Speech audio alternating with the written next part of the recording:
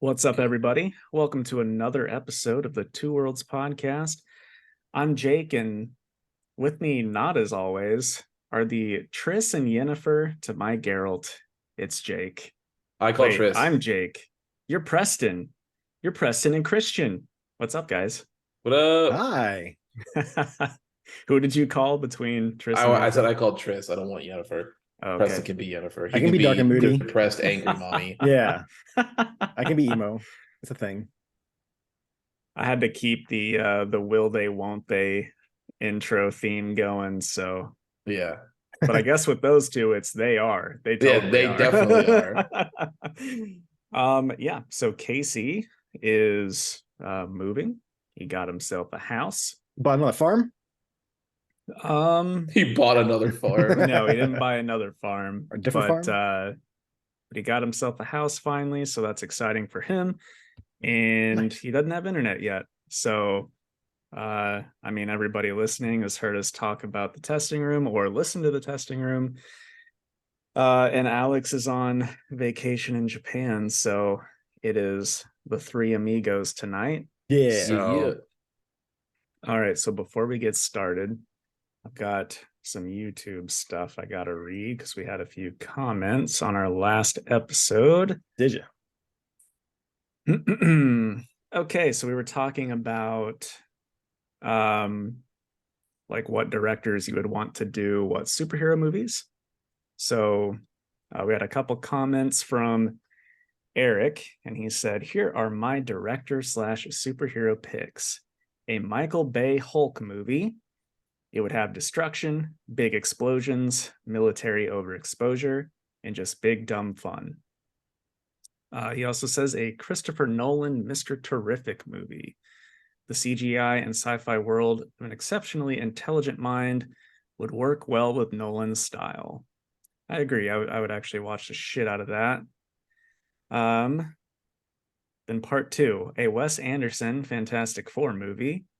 A period piece set in the 60s that captures the bizarre nature of the FF's adventures and their quirky natures of the strange cast of characters.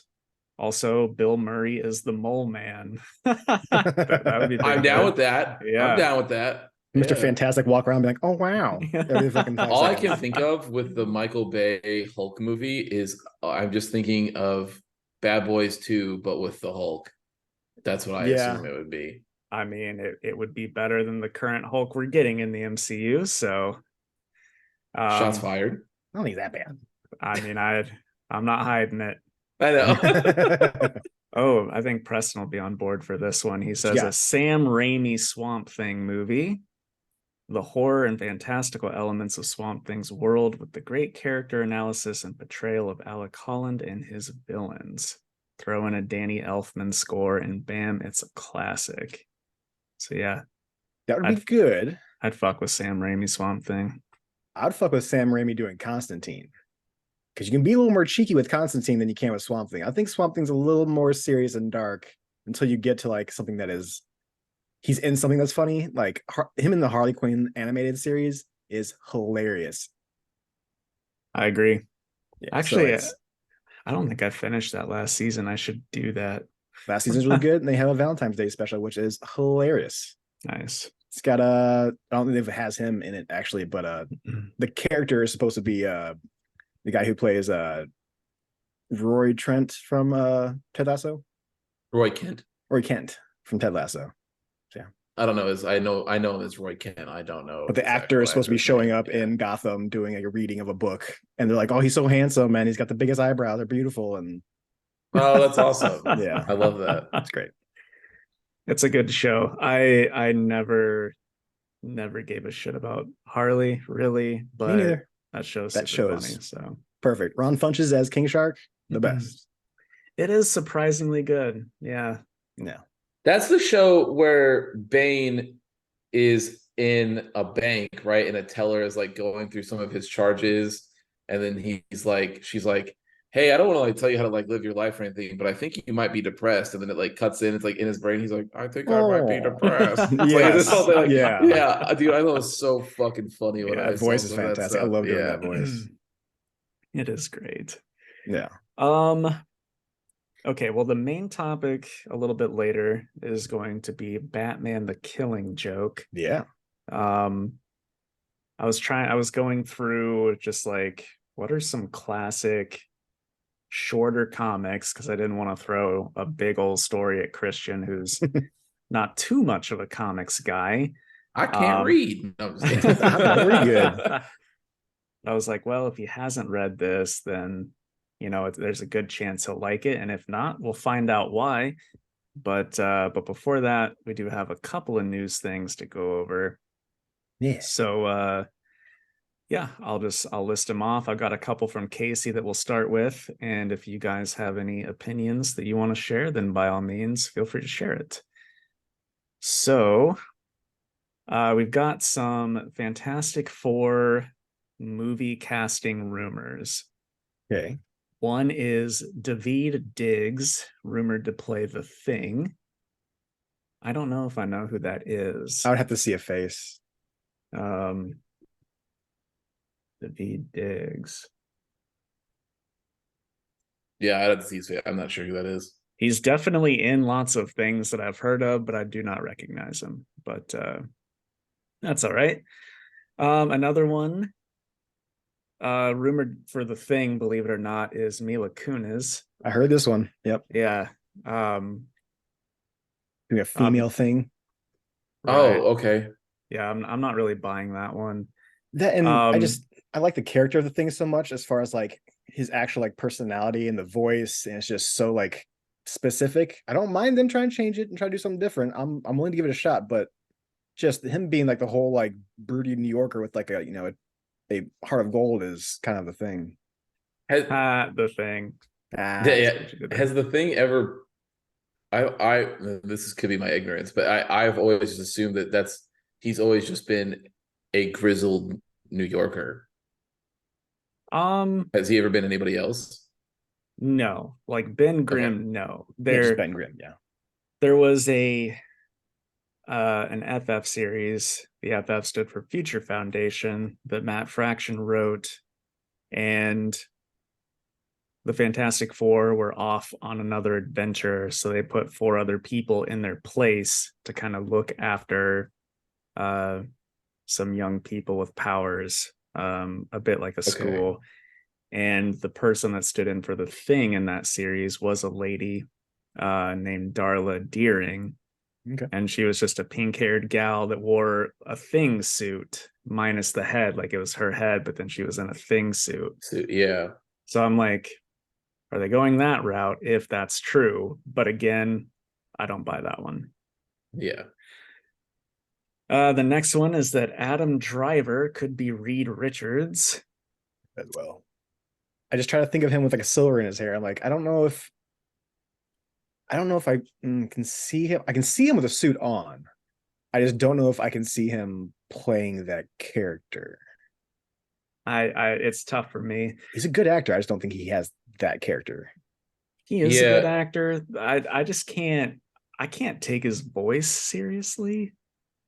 And whether that makes me a dick or not, I don't know. But I don't know. I just like, really, let's be real. Everybody mostly knows him from Star Wars, right? So it's just, I hear that voice and it's Kylo Ren, and I can't Yeah. get that out of my head. Mm-hmm. I What's knew him funny from is, so Girls. before I saw him, it's really funny because before I saw him in Star Wars, I saw him in the movie he did with Daniel Craig, where they were like Oh, NASCAR yeah. brothers that did crime or something like that. It was really dumb, fun kind of movie. Okay. But in that whole movie, he has like a really thick Southern accent that he puts on. And so when I even saw Star Wars, that's all I could think of is Kylo Ren being like, more, like doing stupid stuff. The Empire will rise It's like, again. yeah, exactly. Yeah. And then Margot Robbie and Emma Stone are apparently being approached to play Sue. I don't know. Like, I know Margot is sort of in everything right now. She's on top of it, she's yeah. getting Yeah. getting the Jennifer Lawrence treatment right now, or she's just in everything. Chris Pratt treatment. Yeah, or Chris Pratt, sure. I don't really have thoughts one way or the other about either of them playing Sue. I I don't could see know them who both I being doing want. fine. Yeah, for sure. They're both good enough actors. Sue is my favorite Fantastic Four member. I think her powers are just the coolest. I just don't know who I don't have like a dream casting for her. So it's just one of those things where like whoever they get, I just hope it's good, you know. Jessica Alba was just So too good.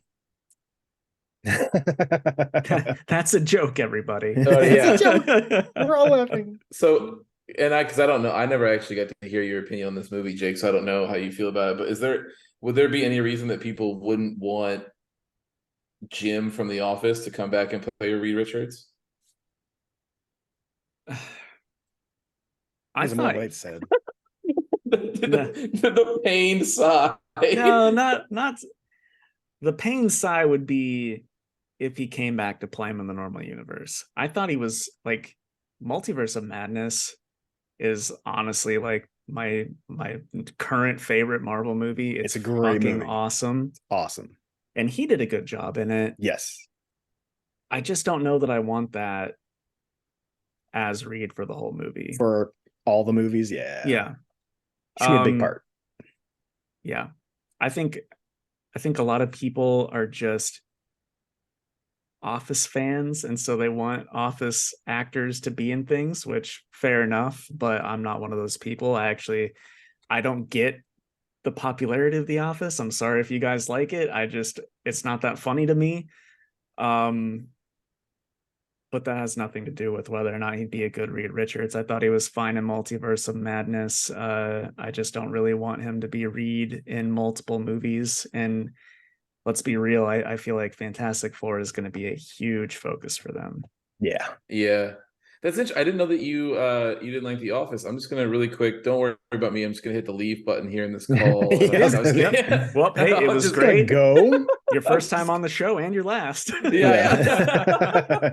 About that anime boys. Never Yeah, I mind. know, right? I think it's weird. I like there's a lot of The Office did hit well with me, but I do think even in general, I do think it's still surprising the level that certain like just in general, I think it's weird how certain shows can go like skyrocket to be, just like absolutely massive and which ones get it and which ones don't kind of thing. But Well, I think a big thing for me is that there are a lot of bland ass people out there who make that show their entire personality. that is true. I always accept when other people can ruin a show for you because I've had that happen with like anime and other stuff where there's certain fans like even like dude like there's times where if like you walk by and like just if you happen to say like oh I've never seen Death Note before or something and then some dork gets like right into your eyeballs, it's like you've never seen Death Note, like you're making it so that I never want to watch this show, you know what I'm saying? Like Weebs ruin everything. True. But yeah, The Office is just sort of like that. And I've given it a lot of tries, but I also think that like Parks and Rec or especially Community is infinitely funnier. Community. Oh That's dude, and my jam. I love Parks and Rec so much, it's so good. Yeah. Have you seen Community? Yeah, it's really Okay. good too. Okay. Yeah. That's I love both of those. Yeah. But anyway, that was a small tangent. Sorry. Yeah. Nope, that's all right. Casey, I mean, Casey and I do that all the time. Yeah. He had a note in here that he's not buying any of those rumors either. But that feels like somebody just like wrote that. I'm like all of that seems. I would be very shocked. Like some of those are really weird polls. I personally feel like going with a younger cast, like Margot Robbie. I mean, she's not old by any chance. I mean, she's playing the new Barbie movie, so but I think they're going to go with a younger audience because they want those characters to keep the youthful look for another 10, 15 years. Yeah. So they'll probably hit a little bit younger, or at least younger looking actors as far as that's concerned. But yeah, I've got that one, Mr. Fantastic, and I think that was because of the fans wanted it, and they're like, okay, you get it. We're not going to use him as like that, but here, you'll have fun with it. You finally get your thing. Now shut the fuck up and let's go do what our Fantastic. And I don't know if this is like a hot take or not, but I think Marvel is at the point now, whether you like it or not, is all those like it's so big as a company as far as the movies are concerned that they could cast unknowns for the rest of these movies as far as new characters are concerned, and people are still going to have butts in seats. Like it's not, Well, I mean, you know what I'm look That's saying? at what I Like, want. Shang-Chi. yeah, Yeah, Shang-Chi, Like, the actor for Miss Shang-Chi, Marvel. Yeah. Simu Lee, and then Miss Marvel, and yeah, they can, and they'll still sell. It's nice if you get the name on it, but you don't need it. The You girl just need that that plays Marvel Ms. sticker. Marvel, literally, that was her first role. Yeah. So really, it's, that's yeah. Oh yeah. awesome. So it's like, dude, give me that. Like, I don't care who it is. I don't need biggest Yeah, Hollywood actor to Give be me well, it's because Spencer. you're whoever. there for the like. It's not like a regular movie. Like you're there for the character, right? Like you're not, you Yes, know, but they're not making it for that. right, They want Chris Pratt so that average Joe will go watch it too. They you know already what I got mean? him. All right. Yeah, they already got him. So He ain't going nowhere. all right, moving right along. I know I'm sure it hurts Casey not to be here to talk about this, but uh a favorite writer of mine and his, Andrew McLean, is going to be writing a new Godzilla series from IDW.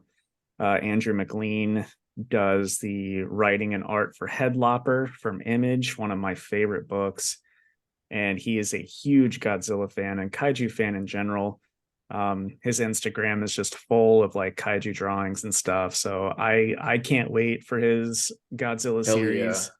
It's called Godzilla War for Humanity. And McLean is going to be doing the covers, but then Jake Smith will be doing interiors. He's also a very good artist. Mhm. That book is going to be an absolute fucking knockout. So Nice. any Godzilla fans, this is going to be the one to pick up for sure. Hell yeah. Yeah, a question that I would have for Casey if he was here that I wanted to, because I would like to get his opinion on it because there's so few kaiju fans out there. Is what I've never understood is Godzilla seems to do very well in a movie space and also in the comic book space. Like from my understanding, there's a lot of good Godzilla comic books that have come out over the years. And I think that it is a travesty that there has not been a single good Godzilla anime from what I understand. Like it just has never made that jump. Yeah. Right. Even though it could be very, I don't know, I would be a slam dunk if one was cool, but yeah, absolutely. yeah. I'm sure that he will have an answer prepared for Yes. you after listening to this. And also, whenever we have you on for Anime Boys, we will definitely set a little time aside so you guys can talk Godzilla, because I like Godzilla, but it's only because he got me into it. I feel like he would love chatting with you about anything Godzilla related. Mhm. Okay. I have mostly comic news, but one not comic thing. And this, again, it's sad Casey's not here because he and I would poke fun at this, but the live action Powerpuff Girls series is no longer being redeveloped at CW. Yeah. So everything online said that show was an absolute train wreck, and I believe it. Of course it was. Well, right. It didn't need to be made. Nobody was asking for it. I wanted to see Donald Faison as the professor. I wanted to see that. I like Donald. Okay, well, you can like Donald, but you can go watch anything else he's in, buddy. I do. I already watched Scrubs. Also, regular Powerpuff Girls is there. It's right there. You can just go watch it. No, but this is supposed to be later on. flawless. This is supposed to be afterwards, like after they dealt with all that, and like them being like older. And by the way, ladies. because I saw somebody break this down, and it like blew me away because of how true it is that for the Powerpuff Girls, if you really think about it, they were just three superpowered kids that beat up on somebody who was trying to create a personal utopia for everybody. Mojo Jojo, when he was doing the thing, was he wanted to break down all of to do free energy. He wanted to do like fix all of the climate stuff and stop global warming and do all those other things. He was like, no, all this stuff. And then it's every single time he gets close to being like, oh, I think I found the answer for global warming. 3 kids come in and beat the shit out of him. I don't think that's how it goes. That's amazing. I never thought of it that way. Yeah. But yeah, Preston, I heard that they were changing stuff up to where the professor was like a really bad dad and stuff like that. So they were going to be angsty teens because the professor was a bad dad, and They're going to be we don't upset need that. because they were forced to be superheroes when they were younger, and now like they don't have Right. normal lives and blah blah And blah. I don't want to It's see gonna- that. Yeah. No, that's fine. I wasn't really hoping for it too much, but yeah. Can always have a little hope. Okay, then on to comic stuff. A couple of these were from 2 weeks ago, before we knew we were having technical issues and dropping Anime Boys. But two new series that are launching. We've got the Daredevil creative team was finally announced, the replacement for Zdarsky. It's going to be written by Saladin Ahmed with art by Aaron Cooter, and that's going to launch in September. Ahmed is, I think, mostly known for his Miles Morales series that he's done, along with some other things. What was recent? I thought I could have swore I read something from him recently. Did he do Swamp Thing? He didn't do Swamp Thing, did he? Recent run? No, but he's done. I feel like he's done Miss Marvel. I don't know. He's done Anyway. some stuff. It's just a lot of like Marvel stuff that I wouldn't normally read. Fair. But people really like his stuff, and Aaron Cooter is definitely a very talented artist. So I think it's going to be really, really hard to top Zdarsky. That was a good run. I dropped off it a little later, but it was good. Yeah. We've got like 2 issues left of that, and then it'll switch. So hopefully it's good. And then one that I definitely have opinions on. Al Ewing is going to be relaunching Thor and calling it Immortal Thor. He says that it's going to be like Immortal Hulk, but in the tune of Thor. The current series is going to be canceled to make room for this. Oof. Son of a bitch. Oof. I mean, I know that's bad. What annoyed me the most about this announcement is that he was like, don't worry, everybody, I'm not going to do that whole thing where he's not worthy to wield the hammer or anything like that. It's like, okay, but you're still going to redo the immortal idea that you just finished up last year. So like don't worry, I'm not going to reuse this thing. I'm going to reuse this thing instead. Yeah. So that bugs me. I guess I'm in the minority here. I feel like everybody that I've talked to, like at the shop and read online, they're all for this. They can't wait. And I will absolutely admit it if it is good and I am wrong about this. I want to be wrong about it because I went for a long time reading not great Thor. So it's just a bummer that this current stuff that I like a lot will be no more. So we'll see. I mean, for those that don't know, Immortal Hulk was sort of like a Lovecraftian, almost horror take on Hulk, which I know sounds cool, but most people say it went on for way too long. It went on for 50 issues, and I think originally it was supposed to end at 25. So, damn. Like, I'm not opposed to like a horror-ish take on Thor. I think that could be really cool, especially, you know, if they lean into Norse mythology for some of that stuff. All the crazy shit in Norse, but he also in this announcement said that he had ideas for like the first 50 issues, and it's like, oh if no, the first one ran on for too long. and he's planning to go even farther now with this one. That could be bad. So we'll see what happens. Anybody that listens to this show knows that Casey is not a fan of Al Ewing, so he's not going to be picking that up. No. But I don't know. I will remain. You will be allowing yourself to feel pain. Yes, just like absolutely. With Halo and everything else. Yep, absolutely. I thrive on it. It feels good. Give me pain. Yep. Okay, and then we'll wrap this up with some comic industry news. I got a piece of news too if you don't cover it, because I haven't heard you cover it yet. So we'll see. Ooh, that's exciting. Yeah.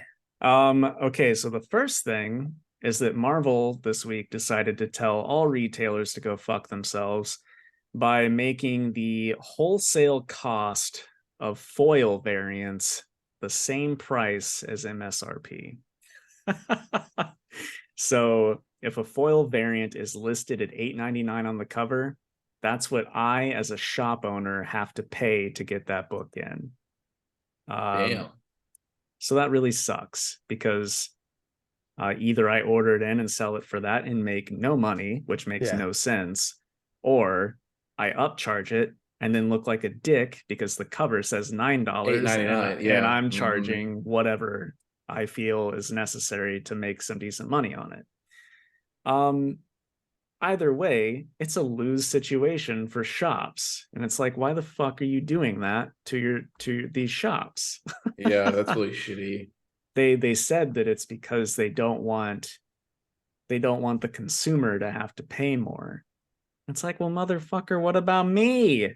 Yeah. I don't want to get it at all. Then lower your price, Right. jackass. Yeah. Not you, the Marvel. Right. I know they said it's manufacturing, but it's like, if that's the case, then just make it more expensive. Like people know that a foil variant is going to be a little more expensive. Yeah, it'd be different if they were taught like, like, oh, like if it was just like, your regular average shape. But like when it comes to a collecting thing, like if you're going for a special edition of something, people are one, they're looking to do that already, right? Like they're already in the market. And then for anybody who's collected anything, it's like, okay, I know that I'm going to end up paying a little bit more for this thing that I want, but it's because I want it, so I'm fine with it. I don't care. I just want the thing, right? Like, yes, it's not like it's just reading the regular book, right? Yeah, nobody gets the foil to read that I know of. That would be silly, but I don't know. It is a really big bummer. I just on principle probably will not order any just to have on the shelf. If somebody really wants one, then I will get one in for them because I take care of my regulars, but just to have it on the shelf. Yeah, it's I don't know. It's just really frustrating. Yeah, I feel you. But then I will end my news on really some pretty industry shattering news, and that is that Image Comics is leaving Diamond for Lunar. They've been with Diamond since they've been around in the 90s, and they, I guess, have finally had enough, like Marvel and DC and a few others, and they will be switching to Lunar. Lunar was created to distribute DC Comics after DC left Diamond back in 2020. So a few other smaller small press publishers have done the same, but now Image is doing it too. And I love Lunar. Everything comes in a timely manner. Everything is bubble wrapped and packaged nicely. I don't have to deal with a bunch of damaged books like I do with Diamond. So it's a huge win for retailers, in my opinion. Can't wait for that to take effect. I think orders will start in July or August. And then I think soon. Yeah, it's really soon. And then we'll start receiving product in September, I believe. So it'll be, because DC left and Lunar is the only place that distributes DC. Marvel left Diamond for Penguin Random House, but you can still order Marvel books through Diamond. It's just not a direct from publisher or whatever. Yeah. Image, I think I don't know if it'll be the same or not. I didn't get all the details, so I don't know. But I just feel like, man, first of all, Marvel and DC left you, which has to be, in the comics industry, let's be real, the like hardest most of your biggest, yes. Yeah. Well, the third biggest was Image, and now they're gone. Right. So it's like, man, I know. So that was going to be my question for you: is there anybody left that you even know of? Like, yeah, there's a lot of Dark Horse is still there. They still have Dark Horse. They still have IDW, although Boom. IDW is through Penguin Random House as well. Boom, and then like just some real small press stuff are all still there. But I mean, gosh, if they see these bigger companies leave for better deals or whatever they're getting, it's like they might just do the same. Reach out and say, hey man, I'm ready to make a deal if you're ready to give me one. Yep, exactly. So it would be pretty crazy if Diamond were no more. But they still have an exclusive distributing deal with Funko, I believe. So, you know, and they do their own like Diamond Select toys and other collectibles. So I'm sure that is what is keeping them afloat right now. But man, it is. I just couldn't believe that news the other day. I mean, that's just wild. Huge. Yeah, it's a big one. Especially if you've had a client for like 20 years. I mean, that just seems crazy. Yeah. But I mean, I mean, like, dude, if your service sucks ass, then it makes sense that people finally leave, right? That's the thing. Diamond was a total monopoly for years. And they did not give a fuck because who else are you going to go with? And then DC jumped ship and then other people started to follow them. And now they're like trying to play catch up, trying to do a little bit better. But it's like, man, too little, too late. You guys fucking suck. So, all right. That is it for the news. So there's one little bit of news, if you don't mind. Oh, yes. Go ahead. I saw earlier today that they announced that Trent Reznor and Atticus Ross are doing the score for the new Ninja Turtles Mutant Mayhem movie. Oh, that's interesting. So if you guys don't know, they also did the movie called The Social Network, which won an award for its score. They did a fantastic job on that. Doesn't sound like Nine Inch Nails. It sounds like a really good movie soundtrack score. But yeah, when I saw that, like, Mutant Mayhem was 1000% up my alley already, right? Like it bled and oozed. Preston's gonna love this. And I go, hey, by the way, Trent Reznor's helping me out and doing the score. I'm like, fuck, okay, all right. If you didn't have me, you got me even more. Right. I did see the trailer for that, and I mean, it's very obvious that it's made for a younger audience. Sure, but I mean, Turtles. Of course, I still think it'll be one of those things where, sure, it's made for kids, but like they're gonna have plenty of jokes that will fly over kids' heads. Well, yeah, Rogan's behind there. He's there for the adults. Jokes in there, yeah. Mm-hmm. There'll be somebody smoking. It's not gonna say it's weed, but somebody's gonna be smoking something at some point, or you're open up a door and smoke's gonna come out, but no one's smoking anything. Just foggy, right? Do you know, is Rogan doing any of the voices, or is he just like producing it? I think they said one of them. Okay. I hope he does one, and then his laugh happens so that Alex gets mad about it. Right? I think he laughs. He's gonna laugh, and Alex is gonna turn it off. I'm walking on the turn it off. I'm walking away. I delete the whole movie. I hate it. No, I think he's playing one of the Bebop and Rocksteadies with Cena, isn't he? Oh yeah. You're right. Which, I mean, that's whatever. It's not like Bebop and Rocksteady are going to be on the screen for more than 10 minutes. So, and for what it's worth, those characters, like having Seth Rogen do one of those voices, it honestly would fit very well. Right up his, regardless of whether you hate Seth Rogen or like that kind of dumb, like it would totally be what you would want it to be. Right. And he was fine in the Mario movie as Donkey Kong. Okay. He only did the dumb laugh like maybe once, and I was expecting a lot. But yeah, I don't know. Did you guys see that movie? That movie was great. I have not yet. I'm waiting to get it on digital. Okay, I'm gonna see it soon. I have not. Definitely watch it. I've heard that it's movie. From everything that I've heard, including when you guys were talking about it on here. It was the everything from my ear was just it's the Jack Black show. Yeah, for sure. Yeah. He's amazing, but I love him. I do too. Tenacious D, like everything is fucking preach, amazing. brother. Yes, absolutely. I used to watch The Pick of Destiny so many times a year, dude. Like, so good. All right, but anyway, instead of the normal comic reviews, we're going to be talking about The Killing Joke. Yeah. So. I know Preston had read it before. Christian, I believe this was your first time, right? It was my first time. Now, what's funny is that there had been over the years, I had heard about certain things, right? Like but it wasn't until reading it and then seeing some of the panels where I was like, oh, this is where this thing is for, or oh, like that, like sort of stuff. So Yes. That's yeah, good, but man. it was definitely, it was my first time ever reading it and then putting those things together, that's where some of that stuff was from. Right on. Well, for those that don't know, The Killing Joke, it's written by Alan Moore with art by Brian Boland.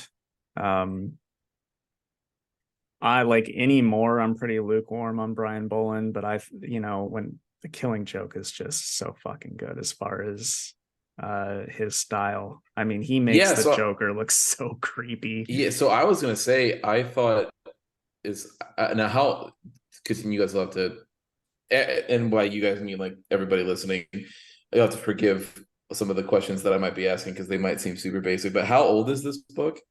Oh, it came out in 80. Oh, when was it? I can find out. I got it right here. You find the copyright. 88. 88. Yeah. No Ah, shit. Yeah. Okay, that is even like infinitely more impressive to me. I thought that this book looked like the panels in it looked fantastic, like Yeah. absolutely looked great. Yeah. It's the way that Boland uses just like shadow and darkness in this is Mm-hmm. fucking cool.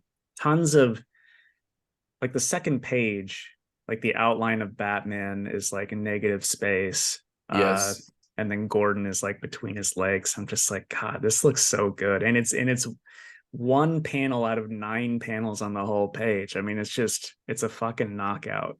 Yeah, it was. I was.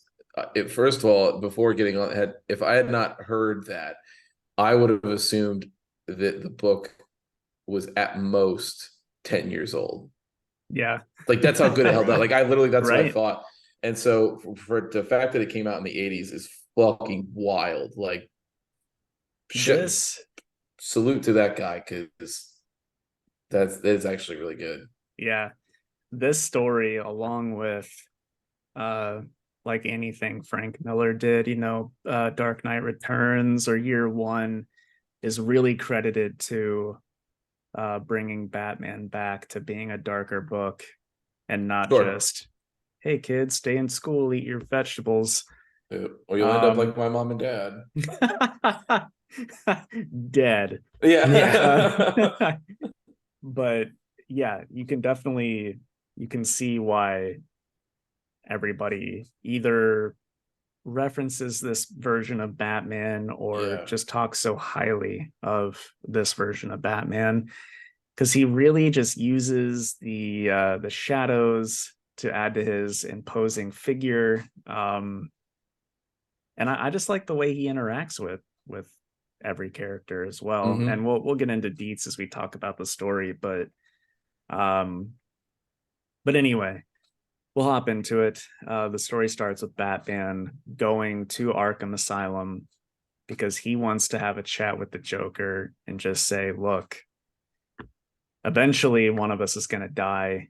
I don't know if you're going to kill me, if I'm going to kill you, we'll kill each other.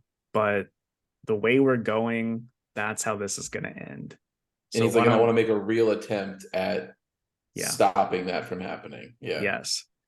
Which, I mean, really, if you think about Batman in the since this book, I mean, there are definitely times where he is like that, but I feel like the first time you read this, it's just like, oh damn, I didn't really expect that out of Batman. It's just like a weird conversation to hear him having with one of his villains Yeah. And instead it of seemed just like, snapping a leg and throwing him in jail. all Like, right. Yeah. So I don't know. Yeah. Yeah. Shattering their femur and then being like, hey, yeah, Dustin, you'll be all right. Just get in there and sit down and don't come back out or I'll do your other femur. Um, yeah. So I don't know if this is, you guys can tell me, correct me if I'm wrong, but it felt like this is how I felt when I was reading. It was, it seemed like you were getting a version of Batman that was at the end of his rope. Like he was like, I have fucking tried everything. I have broken every bone in this dude's body. I have arrested every single one of the people, like his cronies. I've arrested him. I've done this, I've done that, like I've done all the things that I could even potentially think to do to get somebody to stop, and he just won't And stop. he Like it just just seemed like he was won't. just, yeah.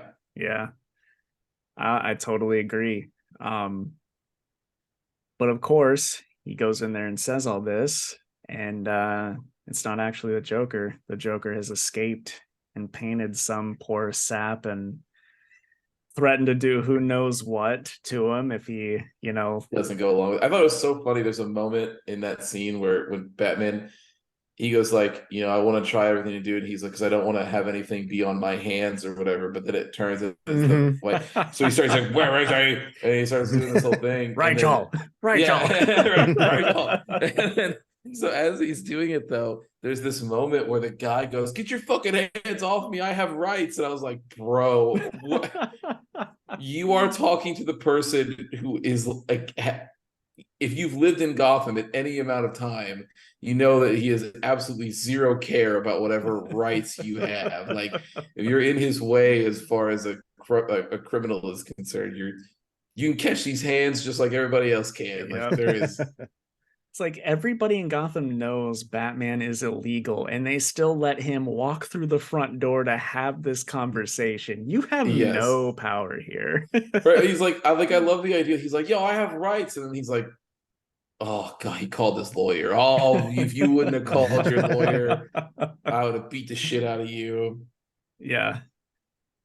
So yeah, right after that, we see the scene where Joker goes and buys that carnival from that guy, which I thought was a great scene. That first shot where we actually see Joker's face is just incredible. I mean, the Yeah. the smile is just insane.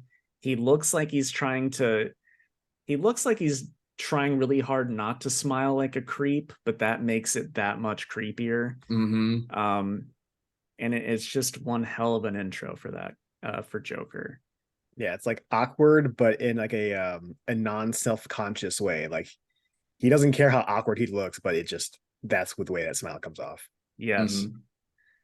And that's also when we start to get some of those flashback scenes that sort of Mhm. give his origin or this version's origin, because over the years Joker always says, well, I don't remember exactly how it went, or Yeah. I like my past to be multiple choice.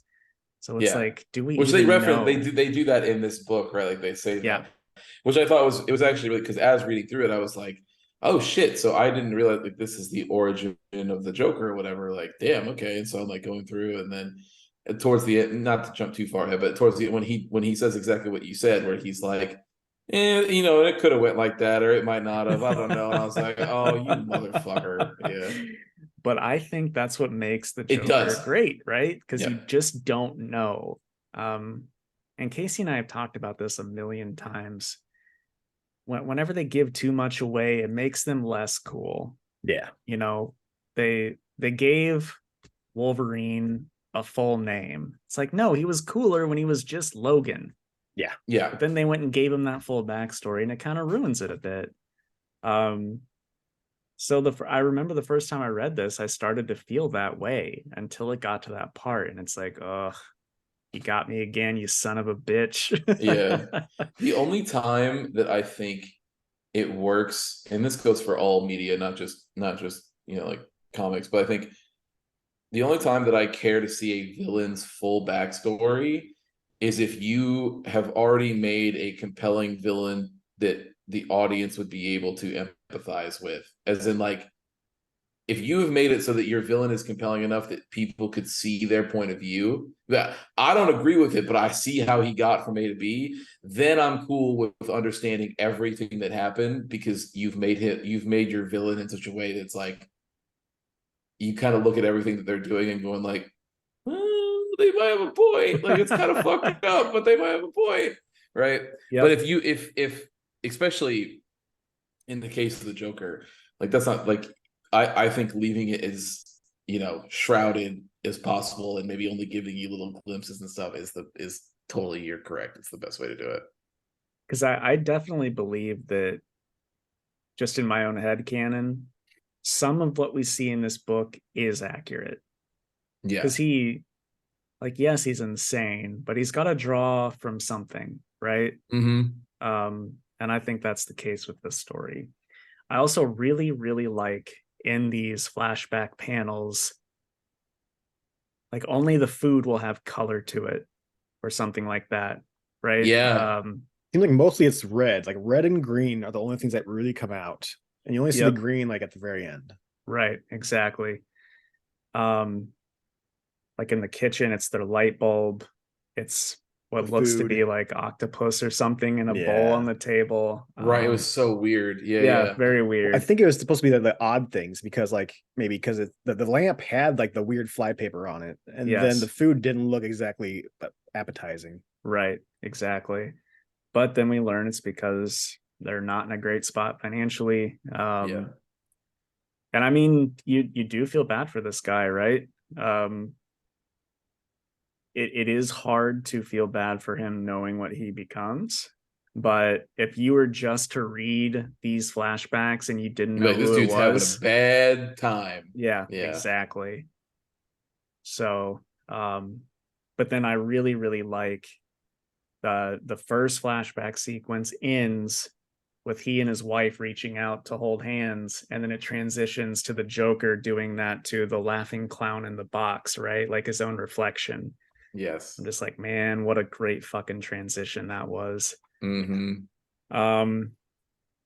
But yeah, and like the whole time he's negotiating with this guy about the carnival. It's just like, bro, you were so dead. You're so I know, that's dead. exactly what I was the entire time. I was Yeah. like, during that whole scene when he's talking to him and he's like, wait, so you're really gonna buy this? And it's like, well, buy is a strong word, but sure. Like I was like, I don't know how this dude is gonna get it, but he's gonna get it. Yep. And it turns out it was an injection of Joker toxin through the little hand buzzer thing, which was pretty cool. But again, That when it face. shows that guy's face, right? It is The most unhinged smile. Like it's Yep. just Yeah. like the And the teeth are all fucked up and it's like, Yeah. yeah, it was really it good. looks like it was like he was laughing so hard that he died. Like pretty He much. was Like, it was painful. Jokerified. Yeah. And yeah, then we move along and Batman is trying to figure out, well, where he is, but also who he is, because all the Right. screens is just name unknown, age unknown. He just doesn't know anything about him. And I mean, anybody that's read Batman comics knows that Batman likes to know everything about everyone and have a plan for everything. So the fact that he doesn't, you just know is eating him alive. Well, I'm like, yeah, because he even goes so far to have like a contingency plan for like every member of the Justice League. Everybody, like, period. He's like, if I have to kill somebody or take somebody down, that's how I'd have to like that's how I have to do it. And he's like, including myself. Like it's like, oh yeah. Yep, and it's tough to do that for the Joker, that crazy MFer. But then we get a nice little scene with Alfred. It's always nice to see Alfred in a scene. Just talking about, well, also before that, I always love it when Alfred brings down some like tea and sandwiches, and he's just like, it's like Bruce is a toddler. He's like, please, Yeah. will you just eat something? Yeah. I cut off the crusts for you. Yeah, he's Right. like, Master Bruce, here comes the airplane. Wouldn't that be great if it still worked on him? Yeah, he's like, Alfred, I'm not he's like, doing it. like opens his mouth a little bit to the side. It'd be so good. Yeah. But then after that, we get a very, very heartbreaking, fucked up scene with Barbara Gordon, where she and her dad are just having some cocoa. And I mean, this one of the most famous scenes in Batman comics is when there's a knock at the door and she opens it up and it's Joker in that Hawaiian shirt just pointing a gun at her. Yeah. That's been redrawn so many times and referenced in so many things. And I mean, you can see why. It is definitely a very strong scene for sure. Yeah, it was interesting. So, because that was one of the parts that I had heard of before, but I didn't know that it was part of this. I just knew that there was something out there where he smokes Barbara and makes it so that he like shoots her like in the spine basically, and or through the spine. And so when she opens the door and there was the gun, and I was like, damn, this is where this is from. I was like, okay, shit. I was like, well, I know what's about to happen to you. And then it's like, right, look down the next panel, like, yep, that'll do it. Like, but then later you find out that it got way worse than way that, worse, right? and I didn't know about that part. Yeah. I was Yeah, like, this version God. goes much harder than you'd think. I Yeah. forgot about it altogether.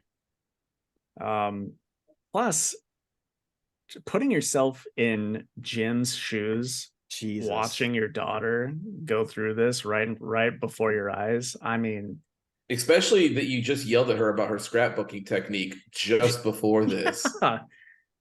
like it's like, oh, the last thing I said to her was "get good, kid." When it Yeah, came to her Barbara, you bitch, you scrapbooking. used too much glue. But yeah, I mean that's still a tough scene Get to good, read, kid. even though, you know, I've read it a bunch of times at this point. It's just like, it's tough. Yeah. Jesus, man. And you know, the whole time Joker's just cracking jokes, you know, pouring himself a drink. Yeah, I don't know, talking about, or what was the line he says?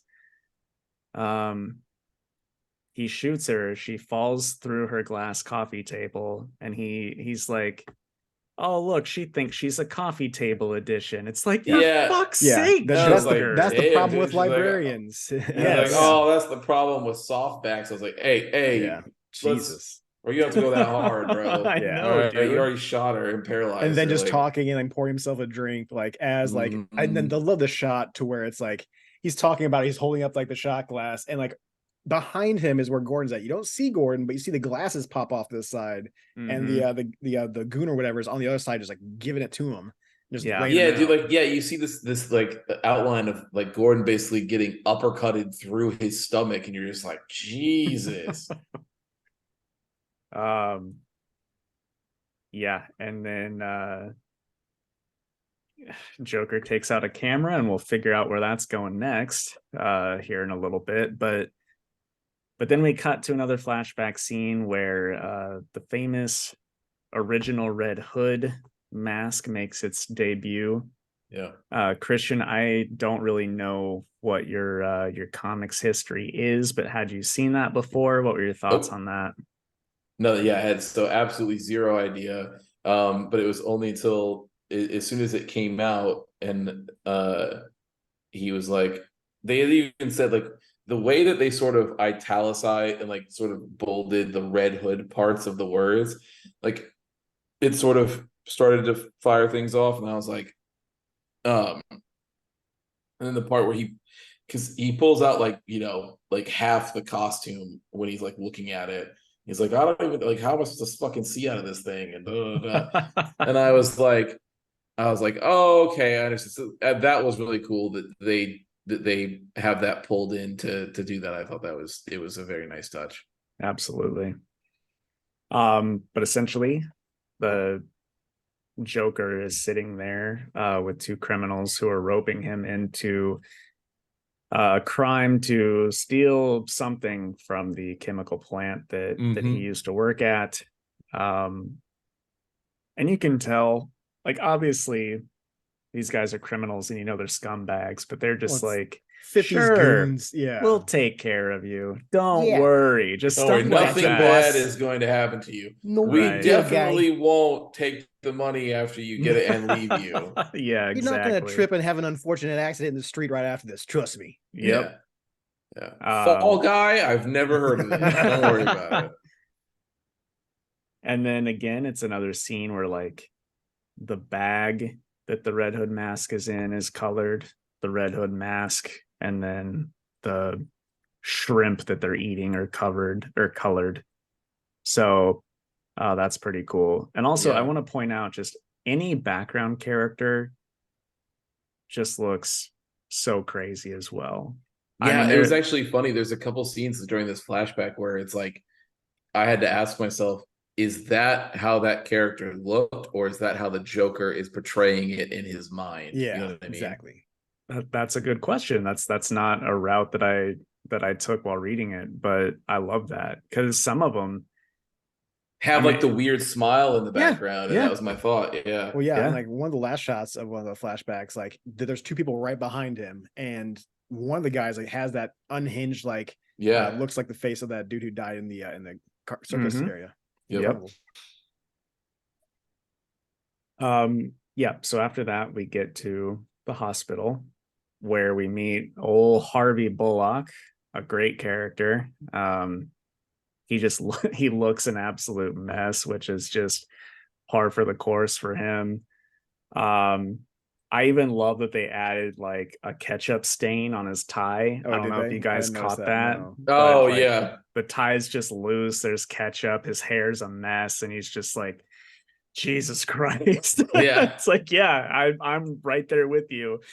Because he unfortunately has the bad job of telling Batman that the Joker stripped Barbara Gordon of all of her clothing and either just took pictures or did who knows what But we before. just found the lens of a camera. We don't know. I Yes. don't have any other information. Yeah.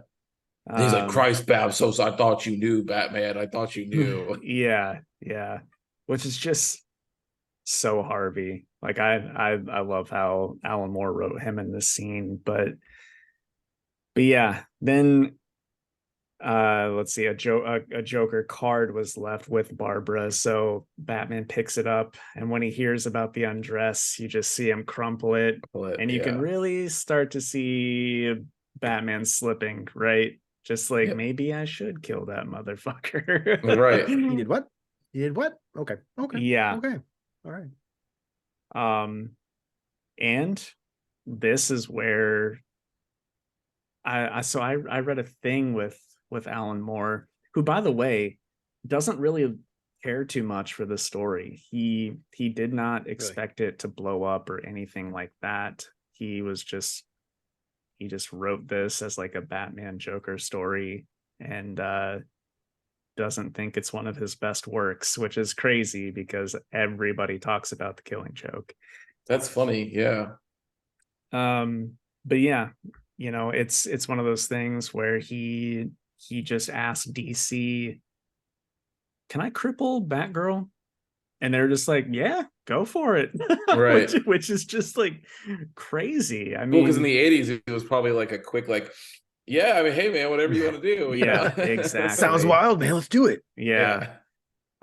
Because I mean, what happened to her in this book stuck around for a very long time, up until 2011 when DC relaunched their whole universe with the New 52. So I mean, 1988 to 2011 is a long time for comic books because most shit It was just even gets even rebooted. in the show, or the Justice League show on like in Saturday mornings, like during the 90s, like she was in a wheelchair the whole time. Yeah. Yeah. And I think they had like a little episode where they kind of have flashbacks of what happened. Yeah. right. And Yeah. I mean, this was just a one-shot comic book in 1988. Right. I mean, who could have known that it would have such ramifications? Right.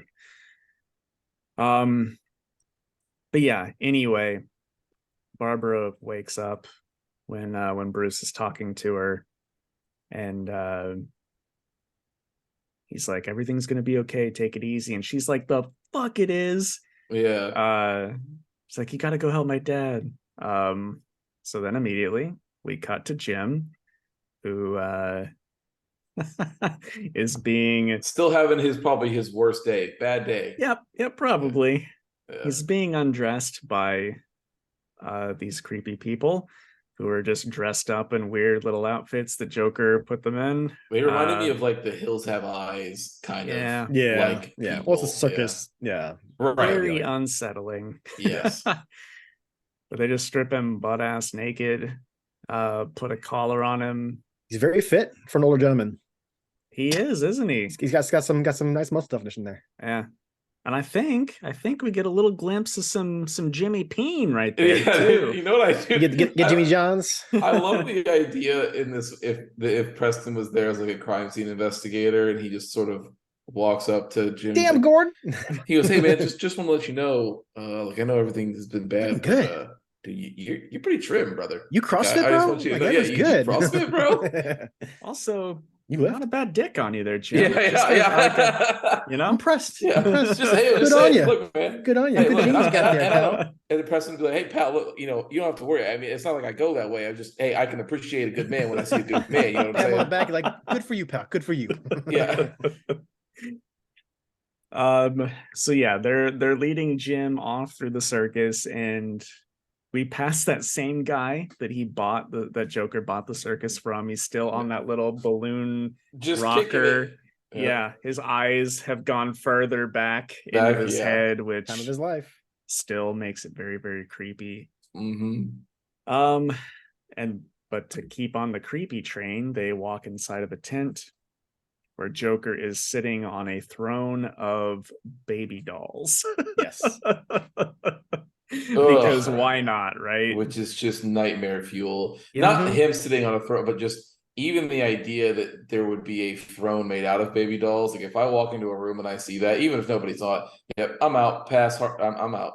I He don't has want to any go and part of order that. that many baby dolls. You can't just find those somewhere. Like even like Yeah. at a Toys R Us, there's not that many baby dolls. Yeah.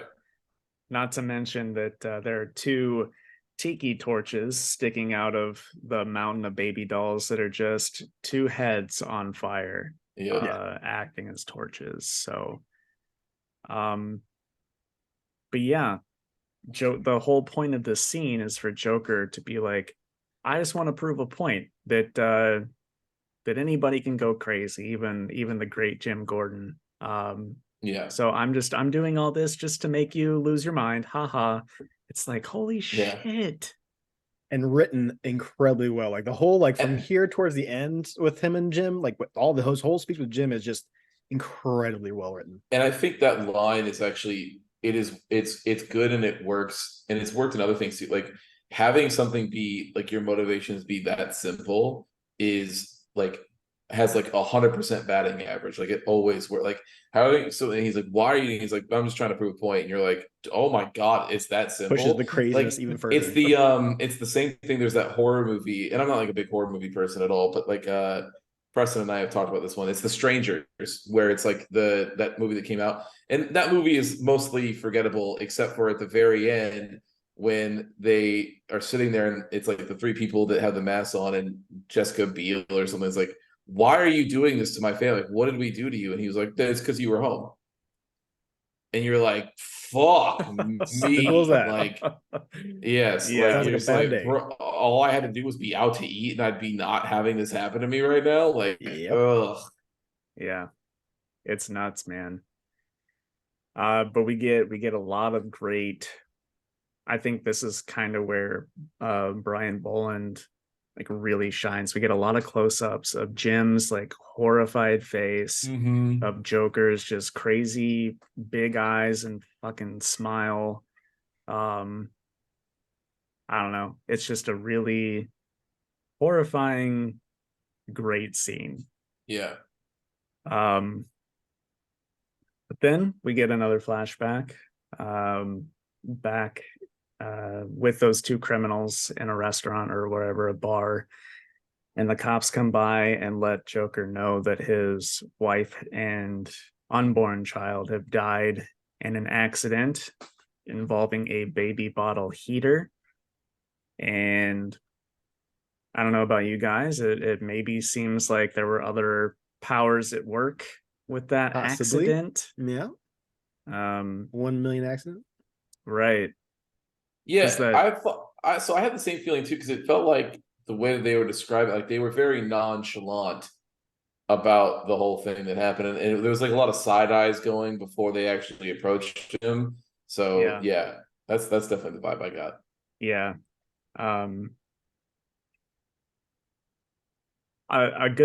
One of the great things about this story is that there are several parts where it's just Alan Moore leaves it up to the reader to decide. Yeah, which is cool. It is cool. I definitely think that these two criminals somehow knew where he lived and went in and killed his wife, so that they, I don't know, just to have that much more power over him, maybe. Keep him around until he does Yeah, to actually keep him fall. around. Yeah. Yeah. So it's just crazy. And the criminals were like, all right, well, see you tonight. And he's like, what? I'm not doing this anymore. They're like, yeah, you are. And they're like, the You fuck you are. are. Yeah. Not backing out. It's not just because your wife died. Yeah. Yeah. Yeah. It's like, So look, you can either have some money to give your wife a proper funeral or you'll be dead. So figure it out. yeah. And that was a crazy line that I had highlighted. He says, no buts, man. Tomorrow you bury your old lady in luxury. Tonight you're with us. Get the picture. It's Yeah. just like, fuck. Fuck. Yep. Ruthless, which means that they could have very easily have caused the wife to die because they're very like, yeah, we already planned it. Yeah, you're gonna do this anyways. No big deal. Come on, Yep. that's the plan. And then we get to a back to present time, a super fun roller coaster ride for Jim. Also, another great transition because at the very end, Joker's doing that thing, Yep. and then the very beginning with Jim's doing that thing in the cart.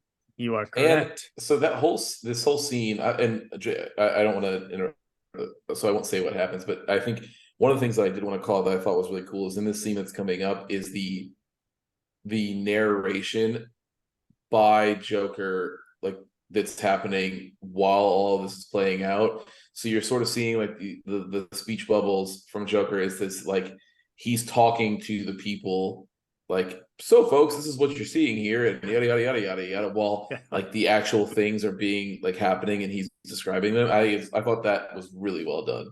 Yes, completely agree. Because we get to see these crazy, exaggerated poses of Joker that you wouldn't get just standing face to face. Yeah. So that was very, very cool.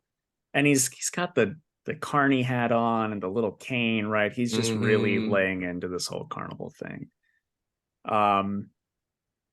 But essentially the whole point of this roller coaster is so that he can put up on all these screens for Jim the pictures that he took of Barbara while she is naked and essentially and bleeding bleeding to out. death. Yeah. Yep. And I mean, Jim's face, it's hard to look at his face, man. It's hard to It's look clearly at his face. horror, right? Yeah. Like, yeah. Just horror, and like he's tied up. There's nothing he can do. All he can do is look. And Joker's even like, no closing your eyes. Don't be a fraidy cat. It's wild. So I'm very grateful that we didn't have to see more of those photos than what we got, right? Yes. It shows just enough that you go, okay, I know exactly what happened here. Yeah, like bad enough. Yeah, exactly. But yeah, the next few pages is Batman just making the rounds, asking, Penguin and probably the Maronis or just whoever, where the fuck is Joker? But then he sees the bat signal and he goes to the GCPD, and there's an envelope from Joker where he has a ticket to this circus. So Batman, I just love that there's like no words are exchanged. They hand him the letter. He looks at it. He's off. Out. Yeah. And I really like how they did the whole bang thing for every door that's going through with that coaster, like for each like step that he has to go through to figure this out. Like, a real good touch. Absolutely.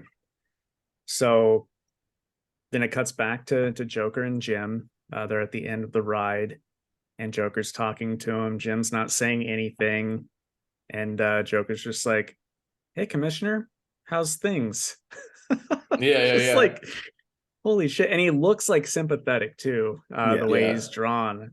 But again, he's just they're like, throw him in the cage. Maybe he'll want to talk here in a little bit after he's had time to think about all this. It's like, God damn, bro. He's already dead. Let him, just let him go. Yeah. No, he's got to break him. That's what he wants to do. And then right after that is finally we get to the night of the crime in the Ace chemical processing plant. And, Joker is just like clearly dead on the inside, because why wouldn't he be? He just lost his wife and child. But we finally see him in the Red Hood costume. It's a bit depressing hearing him being like, "Oh, I remember my walks to work here," as they're like dressing him. It's just like, good Yeah. lord, he's just a puppet at this point. Yeah, you can tell Um, like as he's doing that part, right? Like there's a lot of it is he's just because of the death of his wife, like he just mentally is just not there. yeah, Like there's just they're just like pushing him to make him walk and all sorts yeah. of stuff. And he'll Um, interrupt his own self thinking with like, oh right, by the way, it's a leftover here. yes, Like, yeah. and they're not initiating anything that has to do with his personal life. He's just like, Yeah. I keep remembering Jeannie, and he's like, hey, watch the steps here, and just stuff like that. Mm-hmm. Like, I don't know, like, yeah, put on the hood. It's just like, good lord, like, what kind of Yeah. like some of Batman's other villains aren't this fucking heartless, Well, what they're I Yes. good. mean? Yeah, They're yeah, also true. idiots. Like it's Yeah, not just like less heart, but it's also like they're fucking idiots. right.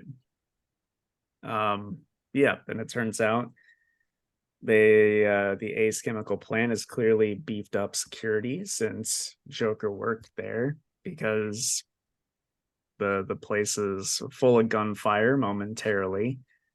It is nice to see those two criminals get gunned down, even though I kind of wish they'd have suffered a little bit more, right? Even that first one, dude, like the panel that it shows where he's running across, he's like, come on, we gotta get out of it. And then it's like he No, gets he done up no. like this will be a reference for Jake and I, but he gets done up like Cat from Halo Reach. Like Dude, he's for just talking in the real. middle, and then it just like bop, bop, bop, bop, bop, and you're just like, oh shit. Like, Yeah. And Bolin has no problem showing the spray Oh in all yeah. the yeah. entry points, which is just brutal. Uh-huh. But then I like how Batman shows up. You just see his ears, like the shadow of his ears, Yeah. and he's like, "No more shooting. I'm here now," and just leaps over them. But that leads to one of the more famous scenes in comics where Joker jumps into the water that turns out is not just water. Chemical runoff, And yeah.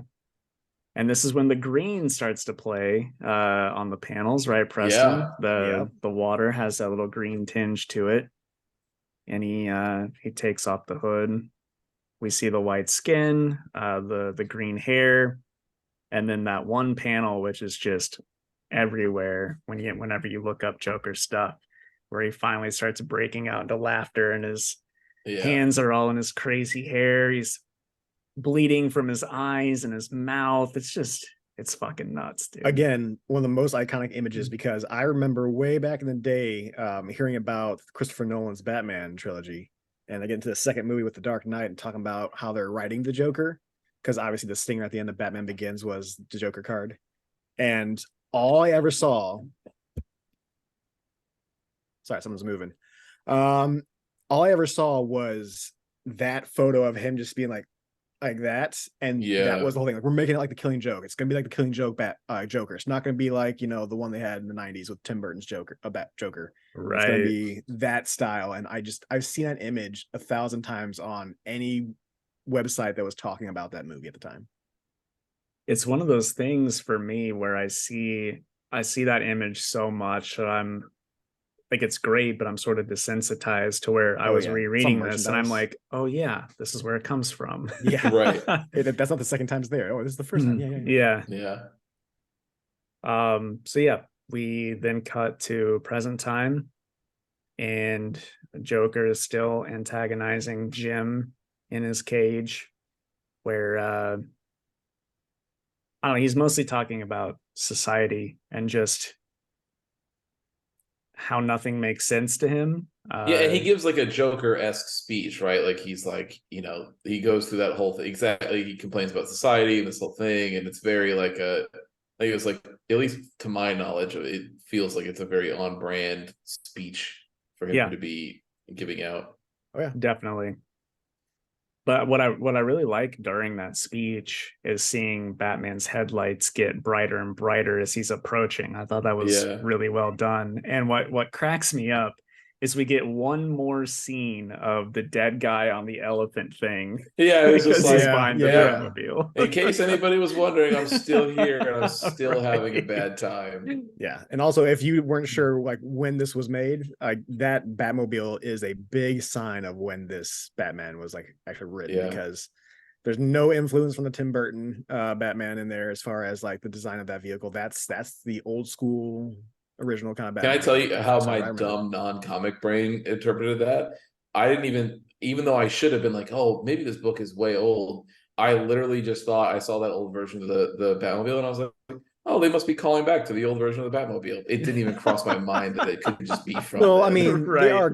they are calling back. I'm sure they've changed that a couple times here and there, but like Oh, it's yeah. like when they're doing this when Gordon was doing the snip clippings and getting out the piece of Batman, like one of those clippings were like, oh yeah, the first time, like, well, that was like the original. It was in the first appearance of Batman Mhm. Yeah. Detective Comics. That was the image. Yeah. Yep.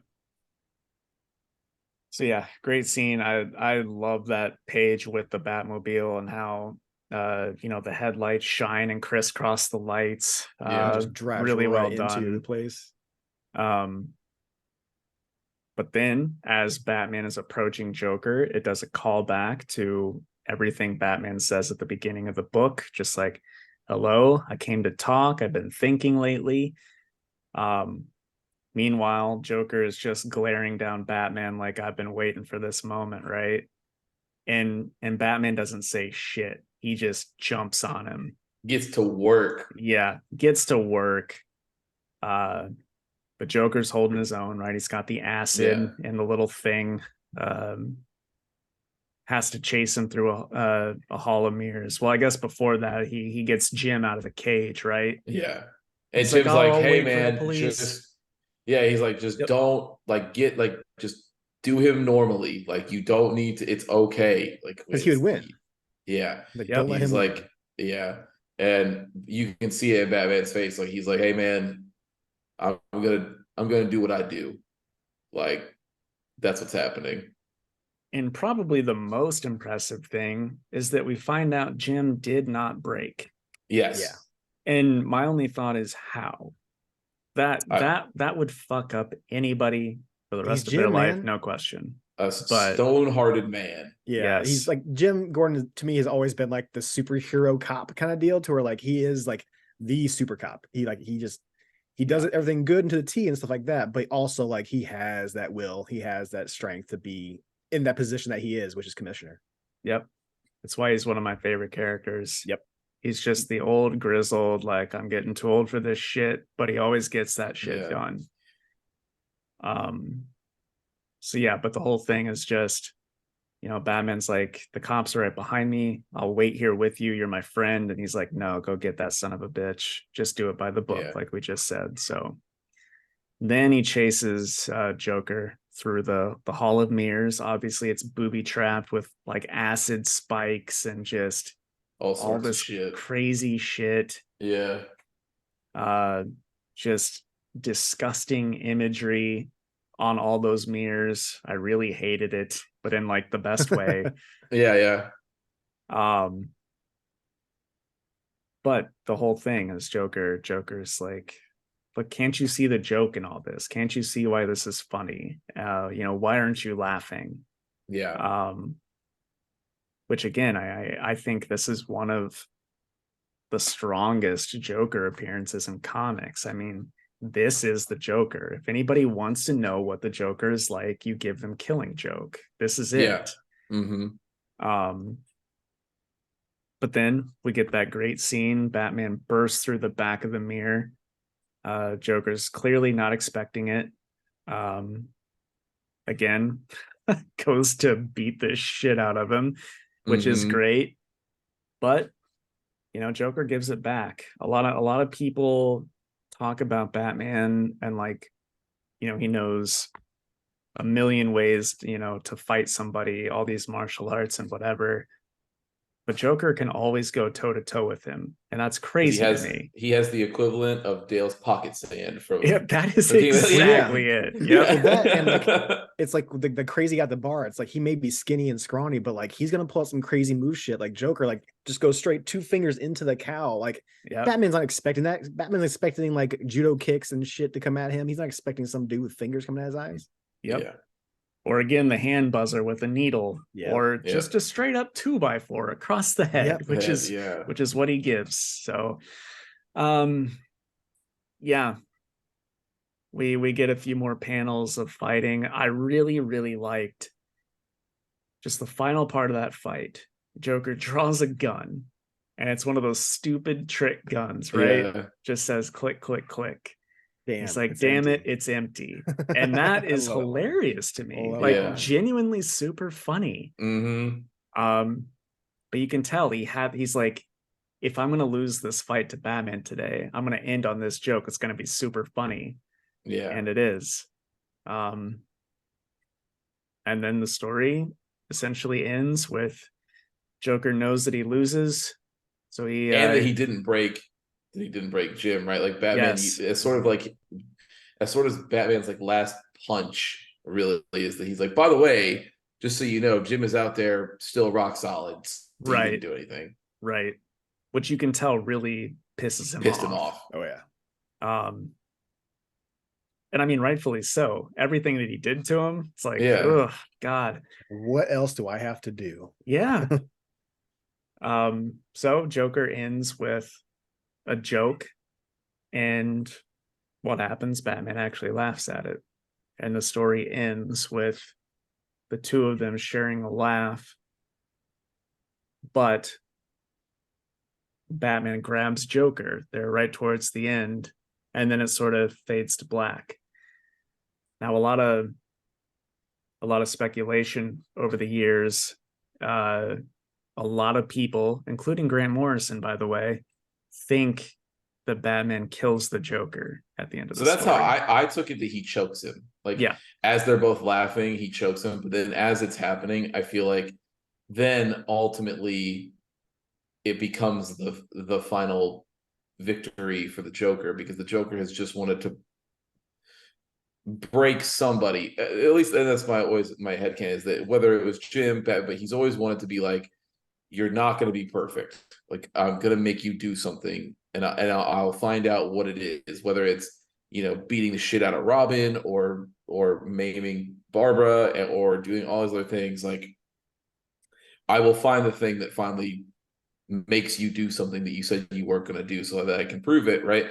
And so that, I feel like, the way I took it was that, yeah, he did, like, they start laughing, and then Batman's like, all right, well, it's time to go to sleep now, and just yeah. Exactly. exactly. That is exactly Yeah. how it came off. Yeah. And also, I really like that the first panel of the book and the last panel of the book are the same. It's just rain into little puddles, and Yeah. I thought that was pretty cool. But yeah, I also like to think that Batman kills him, just because this book is just on its own. It's just a one shot for funsies, but it's one of the best for funsies out there. Like, to me, it's just fun to think, if Batman were going to snap, everything that happened in this book is gonna make it happen. Yeah, for sure. If he was ever going to snap, the one villain that would actually get it would be the Joker. Yes. Right. And I mean, Batman loves Jim and Barbara like they're his own family. So like, I'm curious like how much the Joker thought into all of this. It's like, right, for really, sure. he shouldn't know that Batman loves them like family and that they work together. He just wanted to make Jim Gordon snap. It just happened to be two people that Batman loves dearly, and it made Batman snap. Yeah. But the whole point, and what I've read that Alan Moore wanted to get across, is that Batman and the Joker are essentially the same person. Yeah.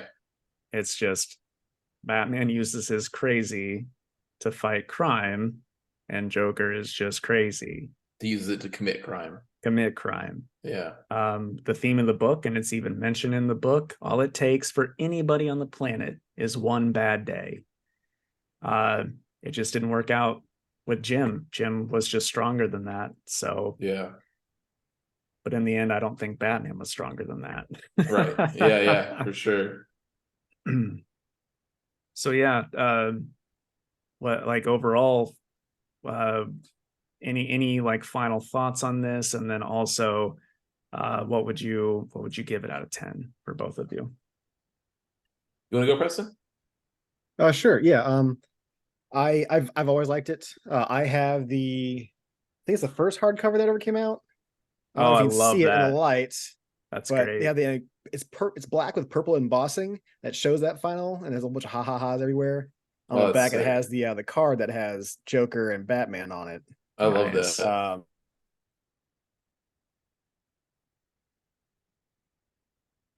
I was so happy that I saw your face move, Jake, because I I was remember I like, had it. I couldn't oh remember if I like no. my sister. Oh, it froze up on me, didn't it? Yeah. Yeah. We lost you for a minute. It's done that twice. It's just I wasn't talking in those times, and luckily it just always came back. So As soon as you put the book down is when we lost you. So whatever you Okay. said then. Sure. So I was saying that I wasn't sure if I where it was. I wasn't sure if it was at my sister's house or if it was Mama Burns' basement. But I remember I'm like, hey, I think I had because I have this ottoman that I never go into. It has like all my old jewel cases from my CDs that I had back in the day. For some reason, I keep those, and it has all my hard copies as far as my paperbacks. And Civil War was in there, Secret Invasion's in there, which I pulled back out because I'm gonna read that before the show comes out. But I saw that, I'm like, yeah, I do have that one. Oh, cool. And I forgot it had that sick ass embossment on it. Like that is rad. It is, man. I'm like, which? Because now that I got that app from you, Jake, I'm like, okay, which one do I have? Do I have like the second, third printing? Like which one I have? Like that's apparently 2008 was the first hardcover printing. So it took what 30 years for them to do a hardcover of that. Yeah, and that is to this day one book that you cannot find in trade paperback. It only comes as a hardcover, which I think is kind of cool. It's just one of those books where It's like, yeah, it's like we're not putting this into the basic paper. You're gonna get a nice fancy hard version that to sit on your bookshelf with everything else for sure. And fun fact, the actual like issue that came out in 1988, you can always tell it's a first print because only the first print had the words "The Killing Joke" in lime green. If it's any other color, because they do like a neon pink and something else, then it's not a first print. Okay.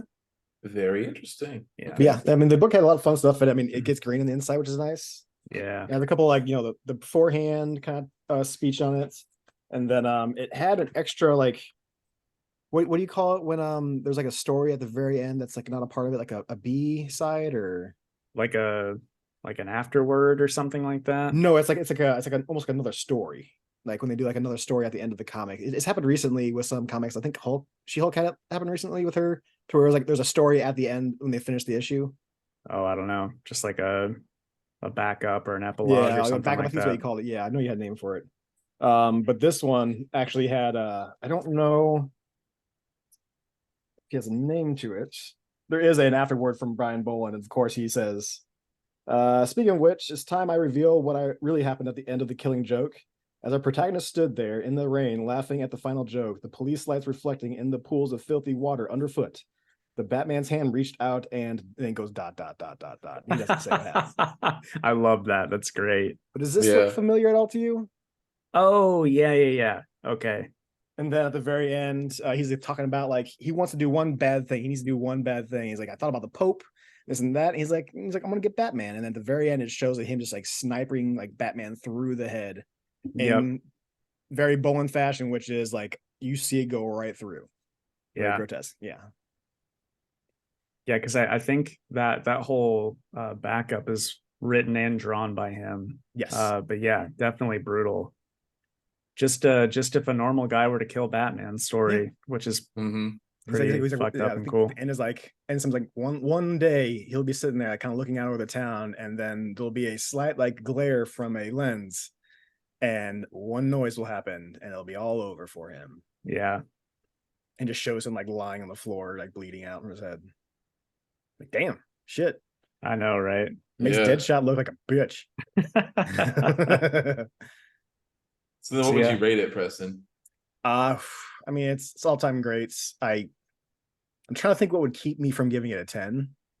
I honestly, maybe some few pieces of art in there, but I just, even like the characters' faces and stuff like that are all of his own style, the Brian Boland style. I love it. I'm gonna give it 10. I'm gonna give it a 10 out of 10 altogether. I can't think of anything bad Totally about fine. this. Yep. Yeah. I was trying to talk myself down from it. I'm like, I can't. Jake's like, I'm glad you said that because also I was going to kick you right off the call. So we're good. Again, another reason why your pull list is stopping here. Yeah, exactly. No, yeah. So I guess this might sound cliche, like, especially because I have way less comic experience than the two of you. But where I would land is the 10 mostly. So obviously, I was giving thoughts while we were talking about it and everything. But one of the things that I want to call out that I think lends it really well for me to be a 10 is that I think it's great when something can just be allowed to be good on its own by itself, right? And it doesn't have to become this giant continuation. They don't have to make 150 more killing jokes. They don't have to do or like continuations of that same story. Like they don't. It was allowed to just exist as a one-off and be by itself, and then also be very good. And like for me, that's so rare, especially today, where like everything has to have a cinematic universe that goes in and it has to go to drag it out for as far as possible. Or finally, people are like, I can't do this anymore, and then they're like, oh, okay, well then we'll just move on to the whatever the next thing is. Like I still like we're in a world in which Fast and the Furious 10 is going to be a 3-part movie. Fuck To yeah. finish it off the final. You know what I'm saying? But it's wild. Like No, it's I just get it. crazy. I get it. And that's not even a negative thing to say that it's like that it's back because I don't, I haven't seen it, so I have no idea. But it's just like, you guys, did we need 3 movies to end this on? Did we? Or could we have just like you know what? And actually a better example is Jake, for like we talked about this. We've bitched about how that happened with The Hobbit, right? Yep. Like you didn't need 3 movies. It would have been just okay for you to just release The Hobbit by itself as a movie, and it probably would have been way better, right? Like if somebody did a super cut of those 3 movies and cut out all of the garbage that you didn't need and just went straight through as a regular runtime, it'd been fine. But so many people would never allow that to happen. No, we have to do another trilogy. It's like, you really don't. It's okay. You could have just given us a good Hobbit movie and we would have been happy. Yep. Exactly. Yeah.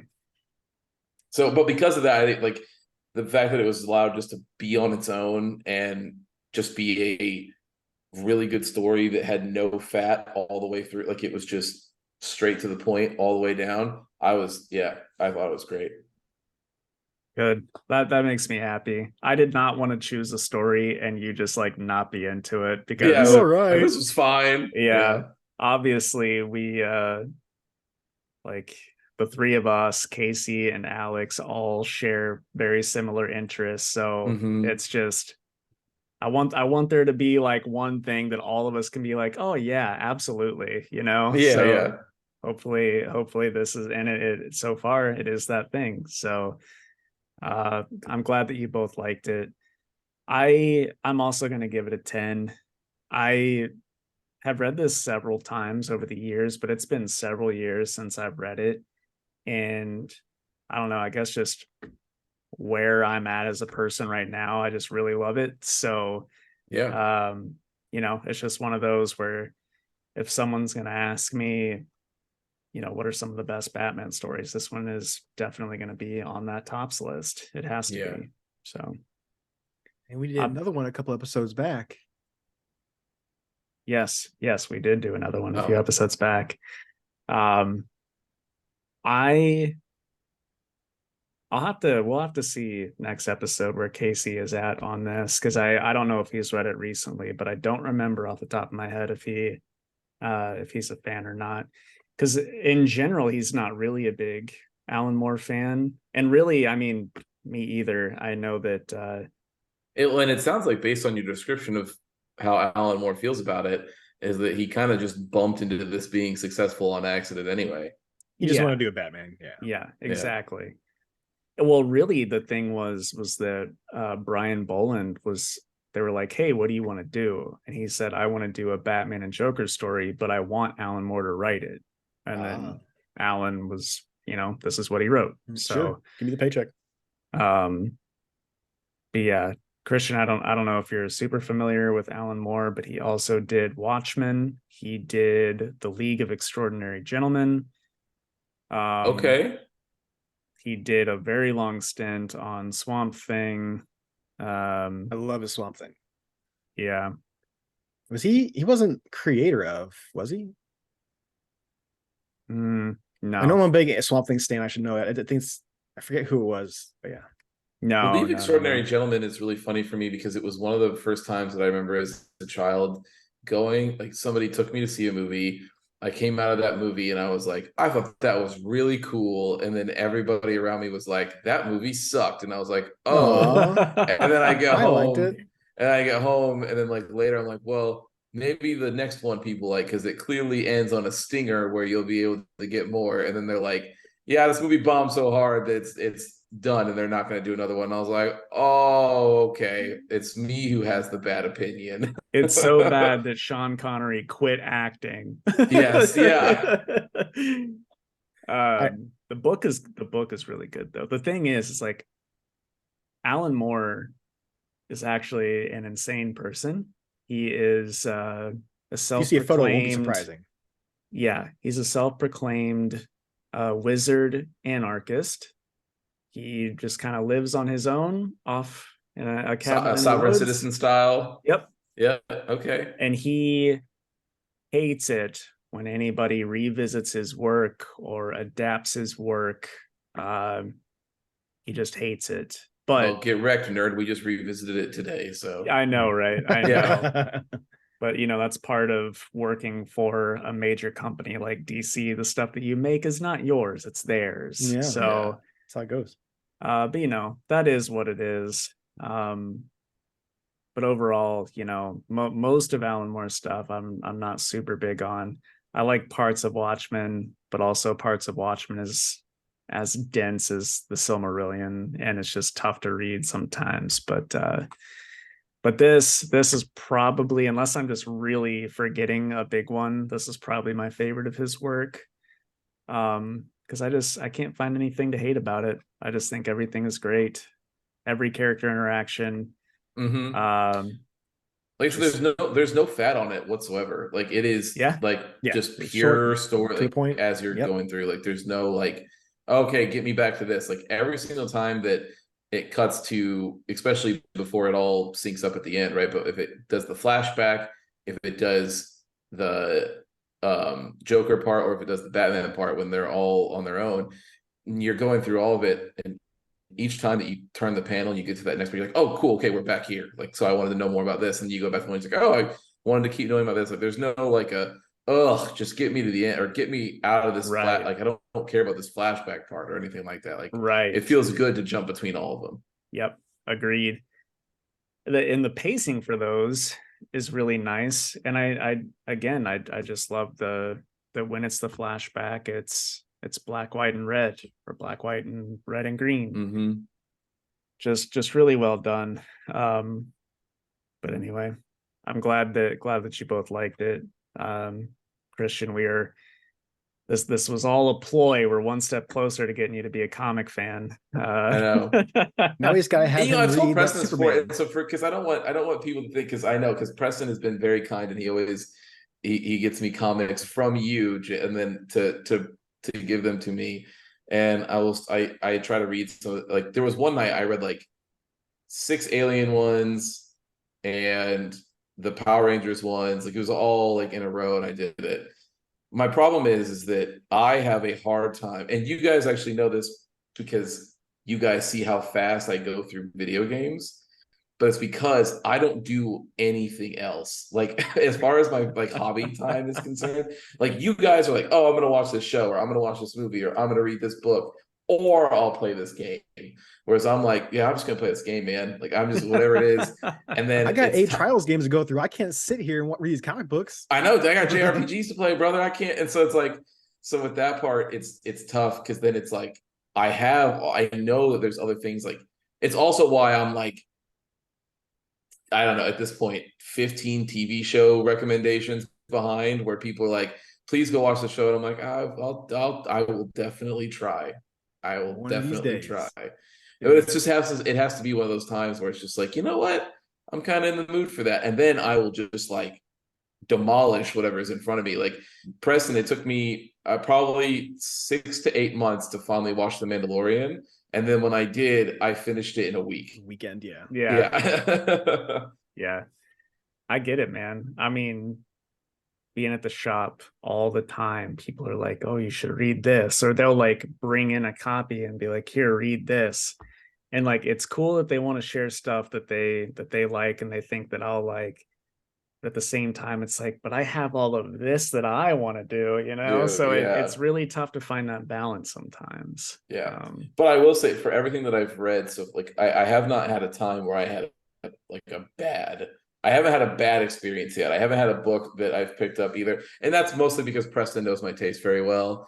And so he's like, oh, it's Godzilla and Power Rangers. He's definitely gonna dig this. Like it's so and there's that, or like with aliens, like I'm a huge alien mark, so it totally it works out. Or if there's good Superman, like we got you what was the not this new Superman run, but the one Batman and Superman, it's not Adventures, but the recent run that was really World's good. Finest? World's Finest, yes. Yeah, I I haven't got the read that first one handful yet. of those. Yeah. I still remember the day when I was like one of the first times that Jake and I talked when I was talking about Superman stuff, and he was like, I was like, hey, can I ask your opinion? Because you seem like you'll definitely give it to me straight. Is All-Star Superman as good as people say it is? And he's like, go get the book right now. Like that is like where so I was like, all right. That's all I needed to hear. Yeah. Yep. That recent run, Superman Jake, ever. The recent run, I've been just giving him my copies. Like I'll read those copies. I'm like, here, hold on to this. When you get ready to sit down and read 15 comics in a row, like here's the Superman that you're gonna like, because Jake and Casey talk very highly of it, and it's definitely worth the recommendation. It is, man. But I mean, it's like Casey and I talk about all the time. Superman fans were starving for so long. So now that we're getting a bunch, it's like, because he's such an easy character to fuck up, I think. Like, yeah. Because when you make a character that is very easily all powerful and indestructible, right? You have to do things to make that interesting, because otherwise he ends up getting used incorrectly, where people are like, he's like a nuke, right? Like you drop him and he's the problem solver. He's like, also a boy he's from here Kansas and City. everybody gets murdered, right? And so you're like, like in this, for instance, like this would have never worked, like a Killing Joke situation where Superman would have just been like, I not only am I going to stop this before the set, but like I will, like you won't be able to get away from me. Like I will. It's not like I can't catch you, right? Like you're not going to slip. Like it's like, no, I'll just fly and grab you and you're back in jail. Like it's not in 1 second. Yes, before you can blink, I'll be done, right? So that you have to. He's so easy to mess up, and so when you find things that he's done well, and you're like, God, I need it. Yeah, he's one of those where if DC were to ever approach me and be like, hey, do you want to write Superman? That would be like the one character that I would have to turn down. I've read so much good, like, well, not so much, but I've read so much good Superman. Yeah. It's like whatever I could come up with is not going to top that, and I don't want to try. Mm-hmm.